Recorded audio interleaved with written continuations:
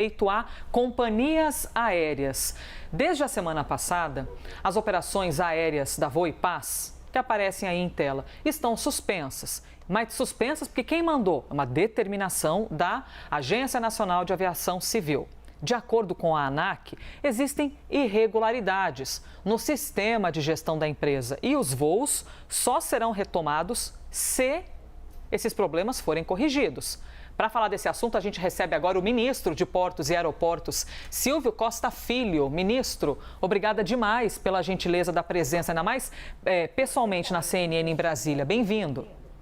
Bom dia a você, Elisa. Bom dia, Basília. Bom dia, Pedro. Desde já, parabenizando a todos que fazem a CNN pelos 5 anos de aniversário. CNN que vem cumprindo um papel muito importante para o fortalecimento da democracia e levando a boa informação ao país. Que bom, ministro. Muito obrigada. Até pela lembrança do aniversário, né? No meio aqui da rotina, de tantas atribuições. É sempre importante quando a gente lembra, né, de tanta história vivida em 5 anos de CNN.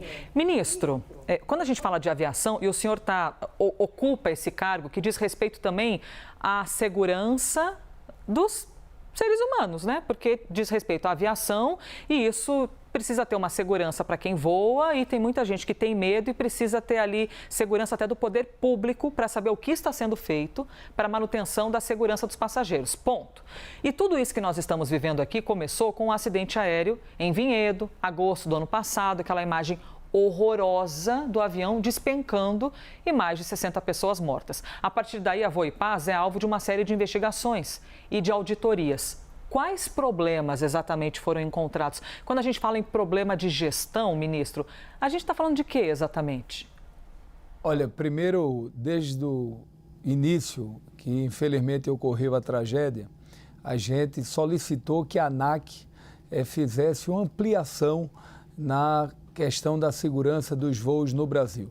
É importante registrar que o Brasil tem uma das aviações mais seguras no mundo.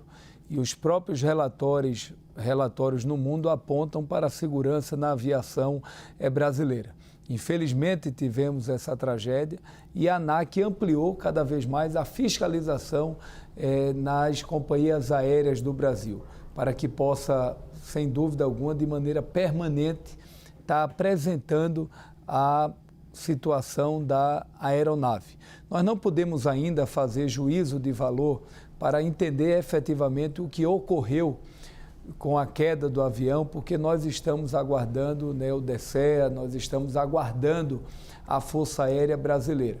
Mas a ANAC, que tem a sua independência institucional, ela cumpre um papel estratégico para o Brasil.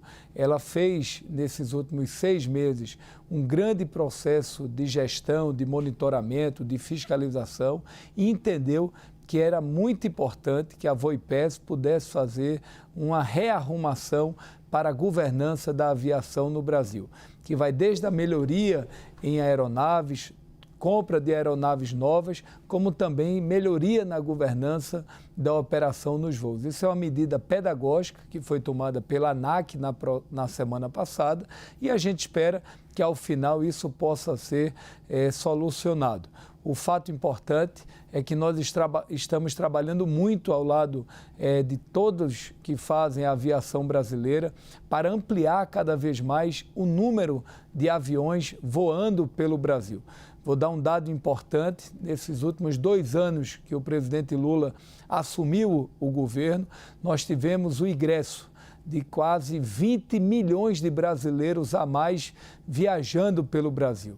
Tivemos um crescimento em mais de 5% na aviação nacional e em mais de 15% na aviação internacional. Nós estamos dialogando com outras companhias aéreas aqui do Brasil que querem ampliar o seu número de voos, a exemplo da própria Latam, da própria Gol, da própria Azul, que está estimulando, outras companhias também que estão querendo ingressar com novos aviões no Brasil e também a possibilidade de companhias estrangeiras ao longo do ano de 2025 iniciarem possíveis operações aqui no país, sobretudo com o viés internacional. Isso é um trabalho coletivo para que a gente possa avançar no fortalecimento da aviação que desde da pandemia sofre problemas no mundo por falta de aeronaves e pela inflação do preço de passagens que houve não só no Brasil, mas também no mundo. Estamos aqui com Basília Rodrigues e também com Pedro Duran. Basília viabilizou essa conversa para a gente. Por favor, Basília Rodrigues. Pois é, mas depois eu peguei justamente um voo e vim para São Paulo. Então, estaria aí no estúdio junto com o senhor ministro, nos nossos estúdios na CNN Brasília. Nessa ponte aérea Brasília-São Paulo, então aqui a jornalista fala como personagem, eu tenho visto aeroportos muito cheios, voos também, mas querendo ou não, sempre que acontece um acidente, seja com a morte de poucas ou muitas pessoas, isso gera medo nas pessoas, preocupação até com a não confiança no sistema aéreo brasileiro. Então, acho importante essa entrevista hoje para o senhor explicar para as pessoas o que mais está sendo feito neste setor para reduzir o nível de desconfiança, de medo, de preocupação, porque as pessoas seguem viajando muito de avião e elas querem ter certeza que vão chegar no lugar dos seus compromissos e irão voltar para casa. Tem mais alguma informação que o senhor possa dar sobre este assunto? Por exemplo, a suspensão da VoePES tem um prazo para acabar? Vocês identificam que houve erro de gestão no funcionamento também de outras companhias? Outras companhias estão sendo alertadas para que até se evite acidentes, como ocorreu com a companhia da VoePES? Olha, a ANAC ampliou o seu processo interno de monitoramento e fiscalização da gestão da aviação do Brasil. E o Ministério está acompanhando esse monitoramento, até porque esse é o papel institucional da própria ANAC, que é trabalhar pela segurança da aviação brasileira. E como eu disse, o Brasil tem, sem dúvida alguma, uma das aviações mais seguras do mundo. Nós estamos falando de mais de 200 milhões de habitantes, são 118 milhões de passageiros que voam pelo Brasil por ano, significa mais de 10 a 12 milhões de passageiros viajando por mês no Brasil, e o que a gente observa é que a aviação no país ela está segura. O que acontece é que a gente está trabalhando muito ao lado agora das companhias, a gente está viabilizando através do governo federal uma linha de crédito na ordem de quase 4 bilhões de reais para que as companhias aéreas ela possa pegar esses recursos, pegar esse crédito, esse empréstimo e com isso ela poder comprar novas aeronaves, poder fazer ampliação da frota, poder melhorar a sua governança interna, ampliar investimentos em tecnologia que possa gerar cada vez mais segurança na aviação e a gente tem trabalhado muito para que a gente possa ter o crescimento na aviação do país, porque nós sabemos que isso dialoga com o turismo. E o turismo gera emprego, gera renda, movimenta a economia. A cada 4 turistas que chegam a um município é um emprego que é gerado. Então, a aviação dialoga com a agenda do desenvolvimento econômico e a gente vem tendo um olhar para o turismo interno no Brasil, que é fundamental para o crescimento da economia brasileira. Seguimos aqui ao vivo com o ministro de Portos e Aeroportos, Silvio Costa Filho. Pedro Duran. Vou dar uma caminhadinha aqui para chegar perto do ministro. Vá voando. Porque eu acho que a gente fica longe e não tem essa intimidade aqui toda. Nossa, né? O ministro que foi chamado de menino pernambucano, ministro de qualidade pelo presidente Lula agora em fevereiro, no lançamento da concessão do Porto de Itaguaí lá no Rio de Janeiro, ministro. E essa fala que veio dias depois do presidente do seu partido, Marcos Pereira, ter dito que o governo está meio confuso, que a ideia em 2026 é ir com um partido de centro-direita ou algum perfil de centro-direita. E a gente fica se perguntando sobre o Republicanos e a continuidade do Republicanos como base do governo e qual é o plano do Republicanos para 2026. Porque imagino eu que se o plano for apoiar outro candidato, que seja rival do presidente Lula, que deve concorrer à reeleição, o senhor deixaria o ministério, mas também deixaria de lado um trabalho que fez ao longo desses últimos anos. Qual que é a tua posição pessoal e qual que é a tua avaliação sobre o Republicanos nesse tabuleiro político e eleitoral, ministro? Olha, o presidente Marcos Pereira, sem dúvida alguma, é um dos melhores quadros da política brasileira, exerce o partido de maneira democrática, participativa. Ele sabe que desde o movimento estudantil eu sempre estive ao lado do presidente Lula, como vereador do Recife, deputado estadual, deputado federal.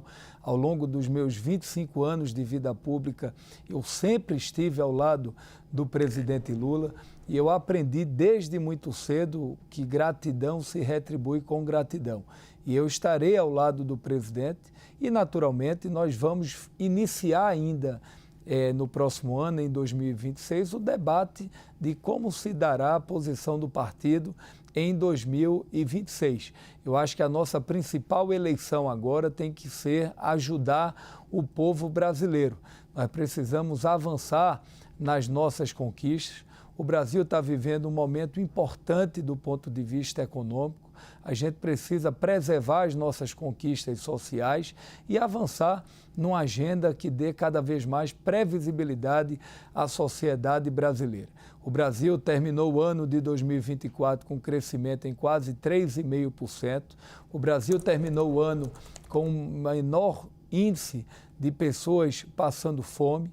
Foram mais de 10 milhões de brasileiros que saíram da linha da pobreza. O Brasil terminou o ano com o maior crescimento da história da renda do povo brasileiro.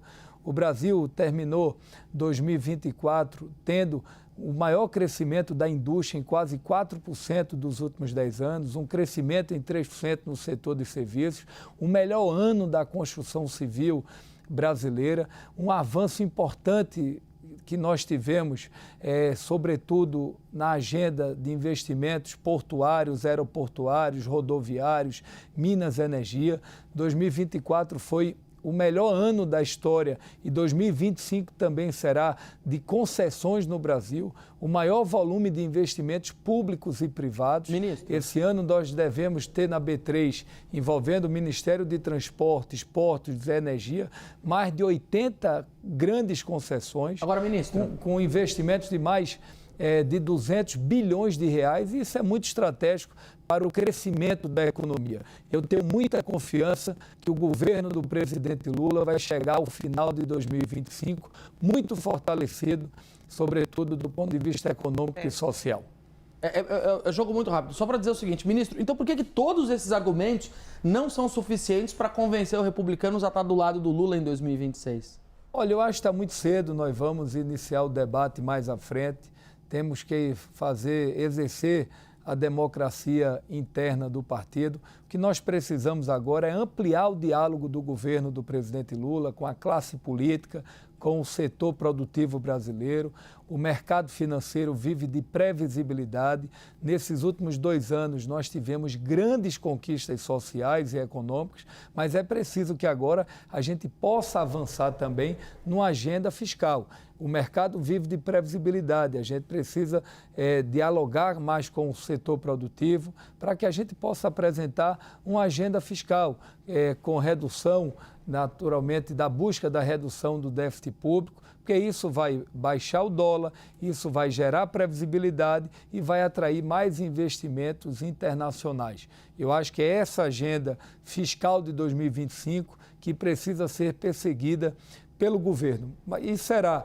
O ministro Fernando Haddad é um grande quadro, um homem sério, preparado e tem feito um trabalho importante. Eu não tenho dúvida que há um trabalho dos partidos de centro, há um trabalho hoje do presidente da Câmara, Hugo Mota, do presidente do Senado, Davi Alcolumbre, para que a gente possa avançar mais na agenda fiscal ao longo de 2025, que será muito benéfico, não só para o Brasil esse ano e 2026, mas, sobretudo, para as futuras gerações do Brasil. Vemos aí um alinhamento, então, do ministro com o governo, com os presidentes, ou seja, temos aqui uma figura bastante conectada com tudo isso e a importância de ouvi-lo, né, ministro? E dizendo, né, Basília, que ainda está muito cedo para falar de 26, né? A depender do ponto de vista, né, ministro? Mas olha, eu acho que é cedo, a pauta, Basília, da sociedade não é essa. As pessoas estão preocupadas em poder ter mais qualidade de vida, ter segurança pública, as pessoas estão querendo ter seu filho na escola, os jovens precisam cada vez mais ter oportunidade de trabalho e é o que está acontecendo, reduzindo o número de jovens neném no Brasil foi reduzido, a gente está tendo o maior volume de contratação de jovens da história do país, as pessoas querem a felicidade, a oportunidade de trabalho. É um dado importante, há um desejo do governo do Estado e do federal e um trabalho coletivo para que a gente possa buscar ao longo do ano uma redução da inflação, que isso venha ocorrendo no mundo, né? O aumento inflacionário não é só uma questão do Brasil, é uma questão mundial, mas eu tenho certeza que com a grande safra que nós teremos ao longo do ano, com a manutenção dos empregos, com os investimentos, a gente vai terminar o ano de maneira muito positiva. O mercado financeiro precificava em 2025 agora um crescimento de 2%, já elevou para 2,3%. A nossa expectativa é que, mais uma vez, em 2025, o Brasil cresça 3%. E eu acho que a gente tem uma grande janela de oportunidades. O Brasil tem uma grande oportunidade na área energética, na transição energética. O mundo tem observado o Brasil para trazer investimentos internacionais, sobretudo com as medidas protecionistas que o presidente Trump tem tomado. Eu acho que a gente tem tudo para terminar o ano bem. Diálogo e, sobretudo, avançar na agenda econômica e social no Brasil. Nessa breve entrevista, a gente viu que o senhor é uma pessoa mesmo de diálogo, responde muito bem em todas as perguntas, dando o seu olhar pessoal, mas também comprometido com a sua posição no partido. Então, eu entendi que o senhor estará com o Lula, mesmo que o Republicanos não esteja em 2026. Me chama a atenção quando o senhor diz: esta é a pauta do Brasil, né? Falar sobre a qualidade de vida do brasileiro. O senhor acha que a anistia, o projeto que está em andamento no Congresso Nacional para perdoar os condenados pelo 8 de janeiro, é uma pauta do Brasil? A anistia é a pauta do Brasil? Sendo que ontem, na manifestação no Rio de Janeiro, o governador de São Paulo, Tarcísio Freitas, que é do seu partido, Republicanos, estava lá entoando esse coro. Olha, eu penso que não é uma pauta do Brasil, é uma pauta isolada de setores da sociedade mais radical. Isso é uma questão do Supremo Tribunal Federal. Eu acho que o que tem que ser discutido é a tipificação da denúncia e a tipificação das condenações, e eu espero que o Supremo possa cumprir o seu papel institucional. Foi um ato que nós vimos esvaziado, ou seja, claramente é uma pauta que não dialoga com a sociedade brasileira, e o que mais me chamou a atenção, viu, Elísia, Basília e Pedro, é que eu não ouvi em nenhum discurso de ontem uma proposta para o Brasil.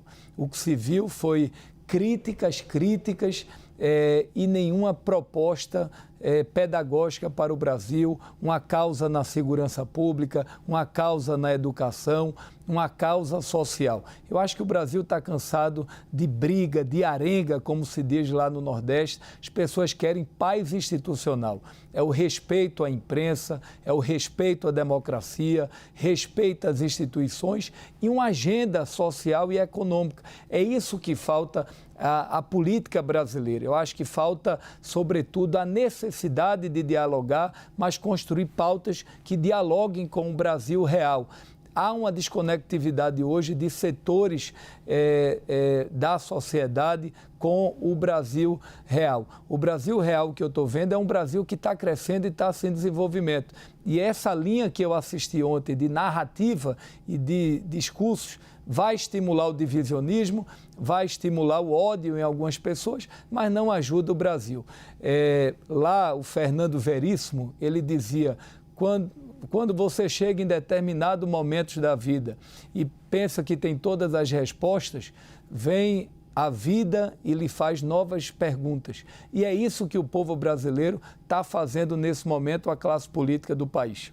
Você acha que errou o governador de São Paulo ao ir nessa manifestação, assim como os outros políticos, para fazer essa defesa pela anistia do 8 de janeiro?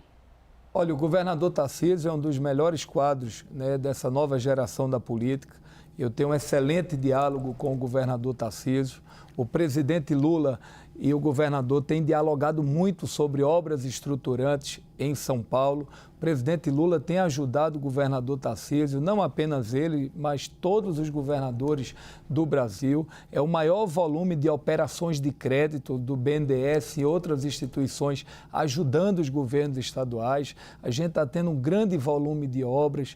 Anunciamos recentemente o Túnel de Santos, uma obra de 6 bilhões de reais que será licitada pelo governo do Estado. Eu acho que são essas parcerias que são fundamentais para São Paulo e para o Brasil. Até porque quando São Paulo vai bem, o Nordeste vai bem, o Norte vai bem. E acho que é importante que a gente possa cultivar isso. Eu entendo a posição política do governador Tarcísio, ele tem um diálogo com o ex-presidente da República, ele é fruto daquela construção e nós temos que respeitar. Eu acho que é isso a beleza da democracia. Mas eu acho que a oposição, ela sem dúvida alguma tem que repensar as suas estratégias, porque o governo do presidente Lula vai chegar muito fortalecido ao final do ano. Ministro Silvio Costa Filho, ministro de Portos e Aeroportos, e o fantástico de ser imprensa e de trabalhar ao vivo é que a gente vai aqui perguntando, conversando. Começamos com o mote das questões aéreas, porque é a pasta do ministro, mas a gente foi aqui também entrando em outros assuntos e o ministro trazendo ali com muita transparência todo o olhar de alinhamentos e democracia. Vou encerrar chamando assim, alinhamentos e democracia. Ministro, muito obrigada, hein, pela entrevista. Bom trabalho daqui para frente. Torcemos aí por um bom mercado para as aéreas no Brasil e que a gente fique menos tempo em fila nos aeroportos, né? Que os aeroportos atendam melhor, que as companhias aéreas atrasem menos e tudo mais. Estamos trabalhando, como diz lá no Nordeste, estamos pegados no serviço. Quero agradecer o espaço. Um abraço a você, Pedro, Elisa, Basília. Na próxima vez, Basília, quero estar aqui olho no olho para conversar um pouco com você depois nos bastidores. Ele fala sobre portos e aeroportos, mas não está alheio às outras pautas do país. Muito bom. Obrigada, ministro. Obrigado. Bom dia.